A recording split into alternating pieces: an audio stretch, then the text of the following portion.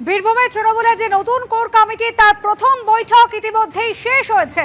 বীরভূমে তৃণমূলের কোর কমিটির বৈঠকে ছিলেন অনুব্রত মণ্ডল, কাজল শেখ সহ 9 জন সদস্য।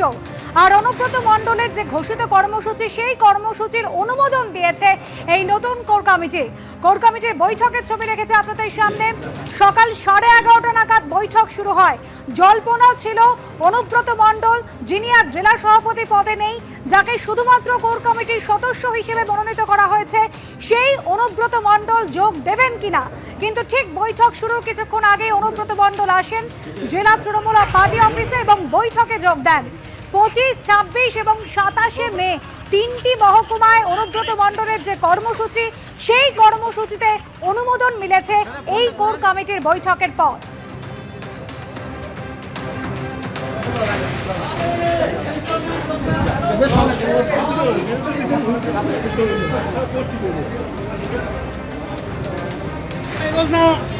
গাড়ি পড়ে যাবে।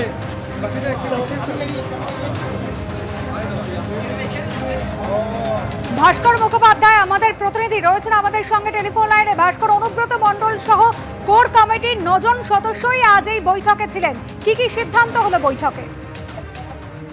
দেখো, বৈঠকের সব থেকে গুরুত্বপূর্ণ বিষয় হচ্ছে যে বৈঠক চলাকালীনই দলনেত্রী মমতা বন্দ্যোপাধ্যায় অনুব্রত মণ্ডলকে ফোন করে এবং অনুব্রত মণ্ডল যেটা জানিয়েছেন যে দলনেত্রী তাকে নির্দেশ দিয়েছেন তার যে ঘোষিত কর্মসূচি ছিল, অর্থাৎ 25, 26 এবং 27 তারিখে রামপুরহাট, বোলপুর এবং সিউড়ি মহকুমায় যে বিশাল মিছিল করার কথা ছিল, এবং অনুব্রত মণ্ডল যেটা জানিয়েছিলেন যে প্রায় 1.5 লক্ষ লোক নিয়ে প্রতিটি মহকুমাতে মিছিল হবে, সেই মিছিলে অনুমোদন দিয়েছেন দলনেত্রী এবং তাকে বলেছেন যে তোমার যে কর্মসূচি তুমি সেটা করে যাও। এবং বেশ কিছু অভিযোগও দলনেত্রীকে করেন অনুব্রত মণ্ডল। কোর কমিটির মধ্যেই তিনি বলেন যে তুমি কোনো কথায় বিশ্বাস করবে না, তুমি তোমার নিজের যারা লোকজন রয়েছে তাদেরকে দিয়ে পুরো বিষয়টি তুমি খতিয়ে দেখো, তারপরে তুমি কোনো বিষয়ে সিদ্ধান্ত নেবে। এই বিভিন্ন বিষয়ে আলোচনা হয়, তারপরে কোর কমিটি বৈঠক চলে এবং এই বৈঠক প্রায় 1 ঘন্টা বৈঠক চলে এবং পরে আশিস বন্দ্যোপাধ্যায় অর্থাৎ জেলার যিনি চেয়ারম্যান তৃণমূলের, তিনি বাইরে এসে জানান যে কোর কমিটি অনুমোদন দিয়েছে আগামী 25, 26, 27 তারিখে অনুব্রত মণ্ডলের যে ঘোষিত কর্মসূচি রয়েছে সেই কর্মসূচি তিনি করতে পারবেন।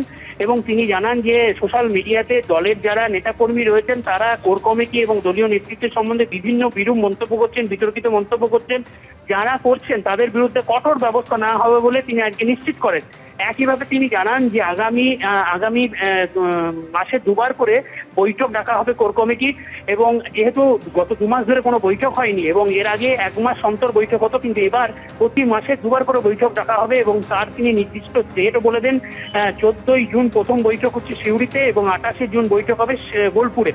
পরে অনুব্রত মণ্ডলকে যখন আমরা ধরি তখন তিনি জানিয়েছেন যে বৈঠক খুব সফলভাবে হয়েছে, কিন্তু তিনি ক্যামেরার সামনে কিছু বলতে অস্বীকার করেন। এবং অন্যদিকে কাজল শেখ তিনি জানিয়েছেন যে তিনি খুশি যেভাবে বৈঠক হয়েছে এবং তিনি এটাও জানিয়েছেন যে প্রতি মাসে তিনি যেটা চেয়েছিলেন প্রতি মাসে 2 বার করে বৈঠক হবে কোর কমিটি, সেটি মান্যতা দিয়েছে কোর কমিটি। কিন্তু আজকে যেটা দেখার বিষয় সেটা হচ্ছে বীরভূমে থাকলেও কোর কমিটির বৈঠকে উপস্থিত ছিলেন না মন্ত্রী চন্দ্রনাথ সিনহা এবং বৈঠক শুরু হওয়ার 10 মিনিটের মধ্যেই তৃণমূলের জেলা সাধারণ সম্পাদক সুদীপ্ত ঘোষ তিনি বেরিয়ে যান। এক্ষেত্রে প্রশ্ন করলে আশিস বন্দ্যোপাধ্যায় জানান যে মন্ত্রীর আগে থেকে একটা কর্মসূচি ছিল ইলামবাজারে, সেই কর্মসূচিতে তিনি যোগ দিয়েছেন। আর যেহেতু আজকে সৌরভ গঙ্গোপাধ্যায় আসছেন বোলপুরে, এটা পরিচালনা করছেন সুদীপ্ত ঘোষ, তাই সুদীপ্ত ঘোষ 10 মিনিট থেকে তিনি সেখানে বেরিয়ে গেছেন। এবং এই যে কাজল কেষ্টর যে দ্বন্দ্ব, সেই দ্বন্দ্ব নিয়ে প্রশ্ন করা হলে আশিস বন্দ্যোপাধ্যায় জানান যে সেই দ্বন্দ্ব কিন্তু আর নেই, কারণ তিনি একটা কথা বলেন যে এটা দেখুন আমরা এই দ্বন্দ্বটা কিন্তু কিছু মানুষ এইটা ক্রিয়েট করছে, মিডিয়া কিছু অংশ ক্রিয়েট করছে, সোশ্যাল মিডিয়া ক্রিয়েট করছে, কিন্তু সেই দ্বন্দ্ব নেই। আর যদি দ্বন্দ্ব কোনো কিছু থাকে সেই দ্বন্দ্ব কিন্তু মিটে যাবে। যেহেতু আমি পুরো দায়িত্বে এই মুহূর্তে রয়েছি কোর কমিটি, আমি এই দ্বন্দ্ব মিটিয়ে ফেলবো। ধন্যবাদ ভাস্কর।